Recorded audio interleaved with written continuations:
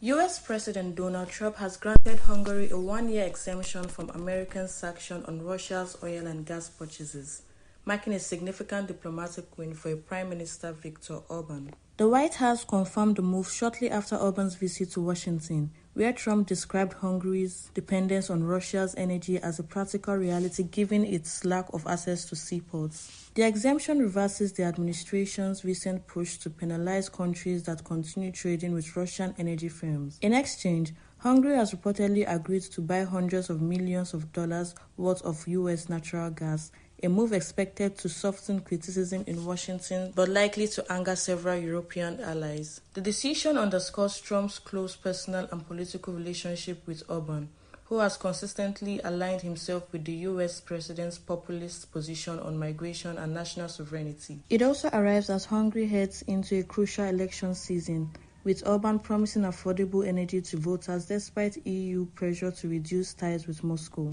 During their meeting, both leaders discussed the ongoing war in Ukraine, expressing hope for negotiation with Russia. Trump suggested that Orban's long-lasting relationship with President Putin could help advance peace efforts, while the Hungarian leader maintained the few Western governments share in conviction that the conflict cannot be won militarily. Zainab Mohammed reporting for BeeTv News. James Watson, the American scientist who helped unlock the structure of DNA, has died at the age of 97. His work with British researcher Francis Crick in 1953 revealed the double helix structure of DNA, one of the most significant scientific discoveries of the 20th century. The breakthrough, aided by data from Rosalind Franklin's X-ray images, revolutionized biology and earned Watson, Crick and Maurice Willings the 1962 Nobel Prize in Physiology or Medicine. Despite his groundbreaking achievements, Watson's later years were overshadowed by controversy. His repeated claims leaking race and intelligence led to his removal from positions at Cold Spring Harbor Laboratory in New York, where he had worked for decades. The institution denounces remarks as scientifically baseless. Eyewitnesses told Reuters that hundreds of men were rounded up and executed after the RSF overran the Sudanese Armed Forces garrison. They took men from the street, told them to kneel and then shot them, said one survivor who managed to escape to a nearby village, but others were everywhere. Other residents described scenes of terror as RSF convoys swept through neighborhoods, firing indiscriminately. One witness told reporters that dozens of people were killed on a single street when civilians tried to flee on the shelling. They spread the crowd with bullets and drove over their bodies, he said.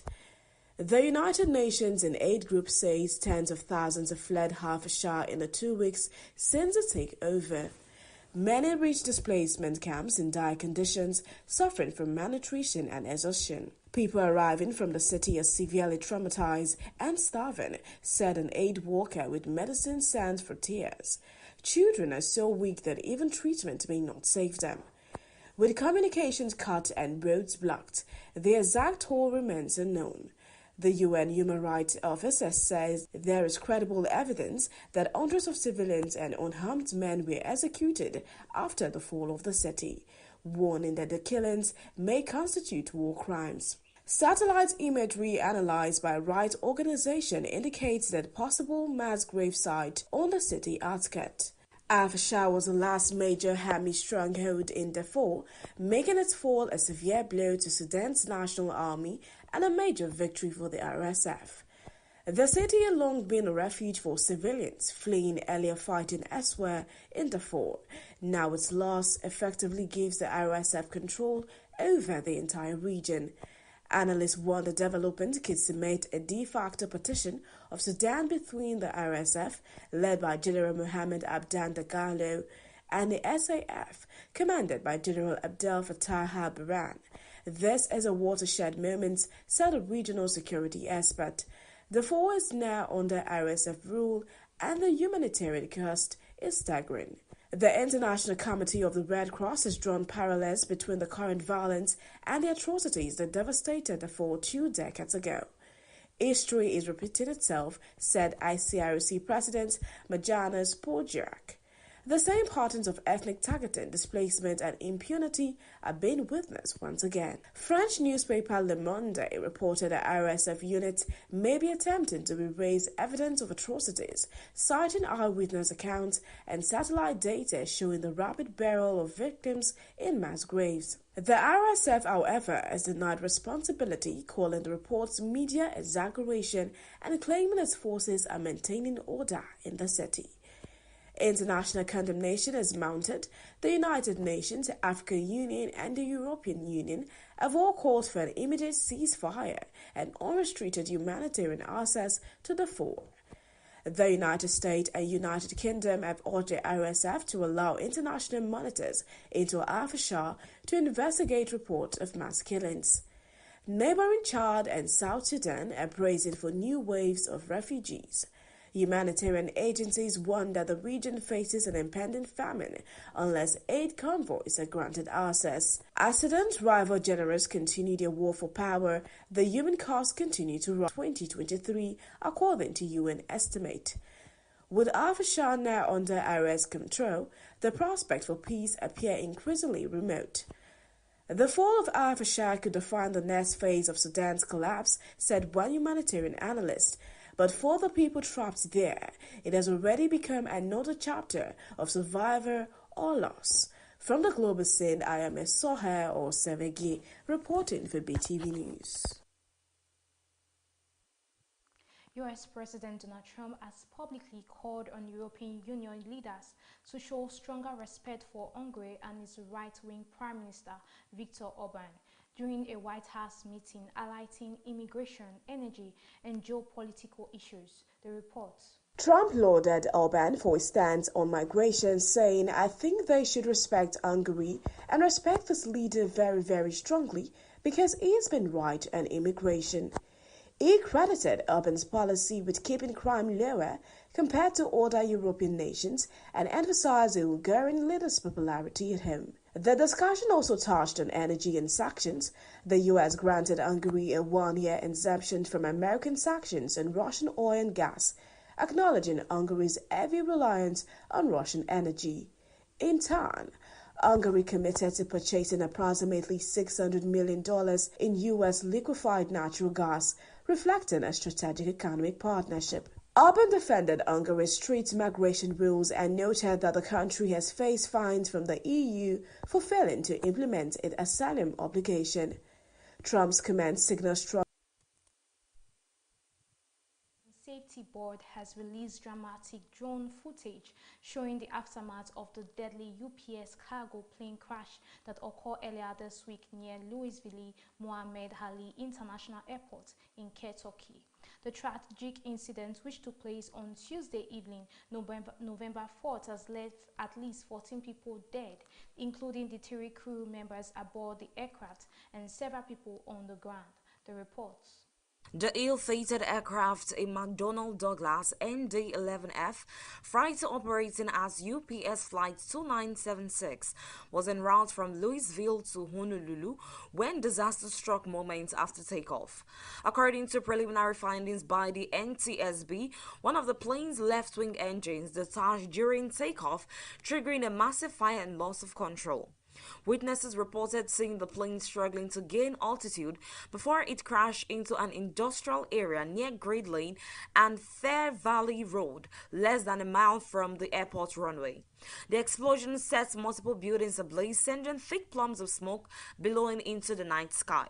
Authorities confirmed that Captain Richard Wartenberg, First Officer Lee Traits, and Relief Captain Dana Diamond were among those killed on board.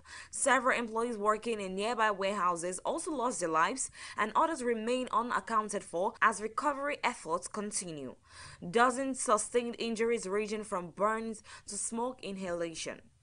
Louisville Mayor Craig Greenberg expressed deep condolences, calling it one of the darkest days our city's aviation community has ever faced. The newly released NTSB drone video offers a grim aerial view of the crash site. The footage reveals the aircraft debris field stretching hundreds of feet, with the left engine and parts of the wings scattered across the area. A massive gash runs along the roof of a warehouse, marking the plane's final trajectory before impact. Emergency crew can be seen navigating through twisted metal, scorched debris, and charred vehicles as investigators document evidence from the wreckage. Investigators have recovered both the cockpit's voice recorder (CVR) and flight data recorder (FDR), which are now being analyzed in Washington, D.C. According to early reports, the cockpit's audio captured a repetitive warning bell about 37 seconds after takeoff, an indication of a critical malfunction. The NTSB confirmed that the aircraft had recently undergone major maintenance in San Antonio, Texas, and that investigators are examining whether a mechanical failure or maintenance issue contributed to the crash. A full preliminary report is expected within 30 days. The crash caused widespread damage to the industrial district, destroying multiple buildings and vehicles. A shelter-in-place order was issued for nearby residents as firefighters battled intense flames fueled by jet fuel. Vigils have been held across Louisville and at UPS facilities nationwide as colleagues and families pay tributes to the victims. Several local businesses have already filed lawsuits alleging negligence and seeking accountability from UPS aircraft manufacturers and engine suppliers. The NTSB will continue examining engine parts, pylon attachments, and maintenance records to determine the sequence of failure. Meanwhile, FAA officials are conducting safety reviews on other MD-11 freighters still in operation across U.S. cargo fleets. This crash marks one of the deadliest cargo aviation accidents in U.S. history, reigniting debates about aging fighters' aircraft, maintenance oversight, and flight safety standard. Evelyn Isabella reporting for BeeTv News.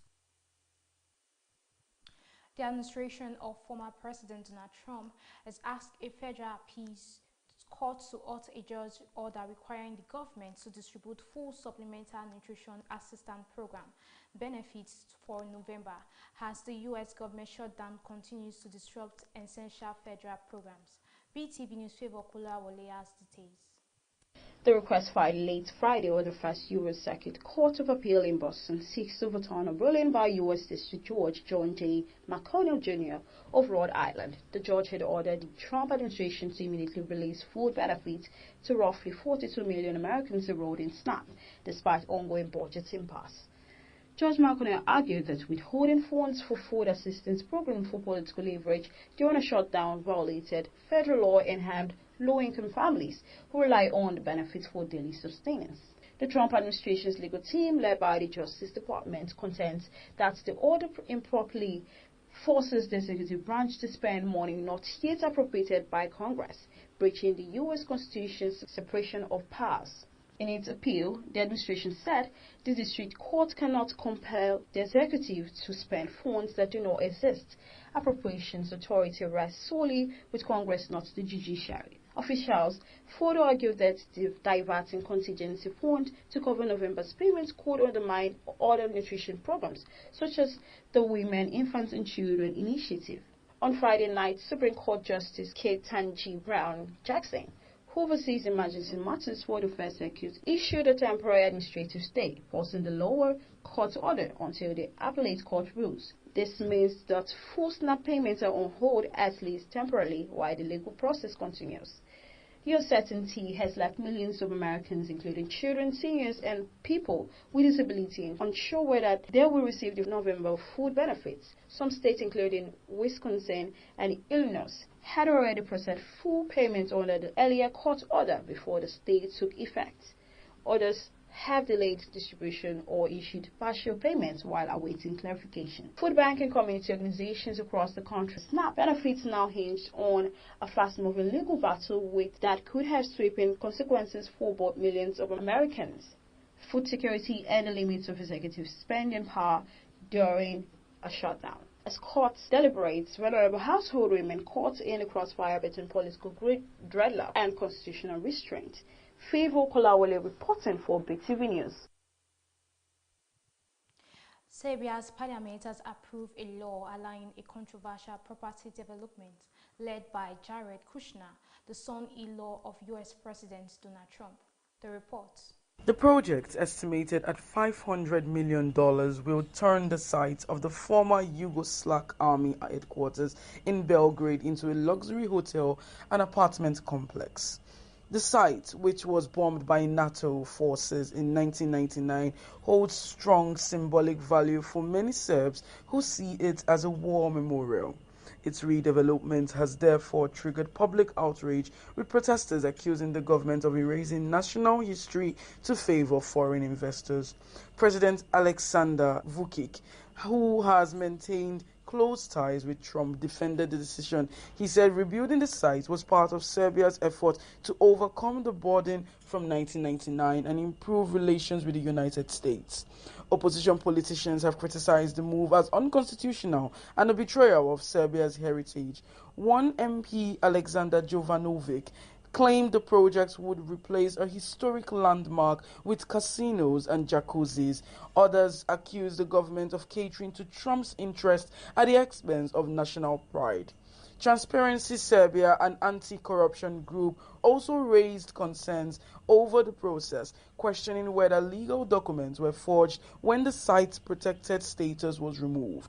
The controversy has added to doubts about the government's transparency in major foreign-backed projects. The decision comes as Serbia tries to balance its relations with Washington and Moscow. The country has faced U.S. sanctions on Russia-owned assets, including its main oil refinery.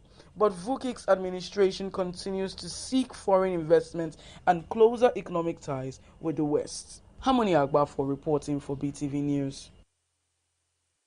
And now to business news. Stakeholders in Nigeria livestock sector have called for stronger regulation of industrial livestock farming to protect public health, the environment, and smallholder farmers, as the federal government pushes new partnership to boost food production and job creation. Let's join BeeTv News Esoye Osamege for more details from the business world.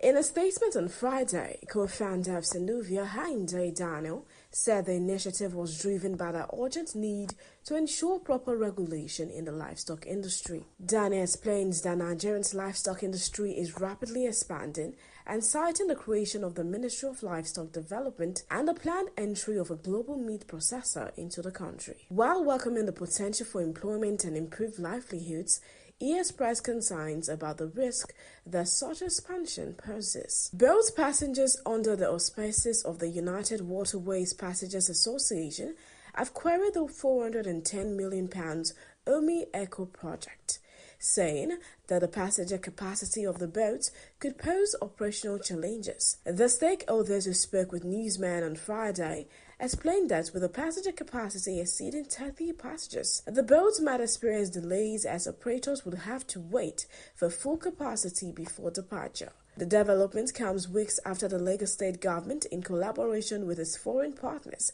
unveiled the £410 million OMI Eco project in October.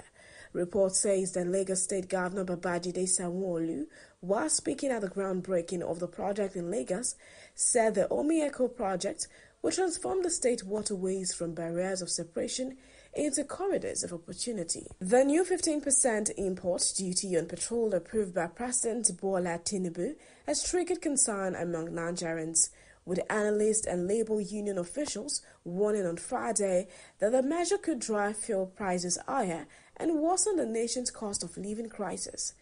describing it as anti-people. The directive, contained in an October 21 letter to the Federal Inland Revenue Service Authority, orders the immediate enforcement of the new tariff. Earlier government projection shows that the duty could increase the landing cost of petrol by about 99.72 per litre, pushing pump prices in Lagos to around 964.72. And that is it on the business news segment. I am Esohe Osemegi, reporting for BeeTv News. And now to entertainment, Nigeria's music Afrobeat star steals the spotlight as the 2026 Grammy Award nominations are announced, featuring Afrobeat giants Davido, Wizkid, Burna Boy, Harasta, and Omale. The shortlist released for Kendrick Lamar and Lady Gaga lead 2026 Grammy nominations. The reports. Best African Music Performances, Nigerian heavyweight Davido and Omale nominated for their collaboration on With You, marking Omale's first Grammy nomination. Other notable entries include Burna Boy's Love, Arya Starr and Wizkid Gimme That, Eddie Kenzo and Miriam Martin's Hope and Love, and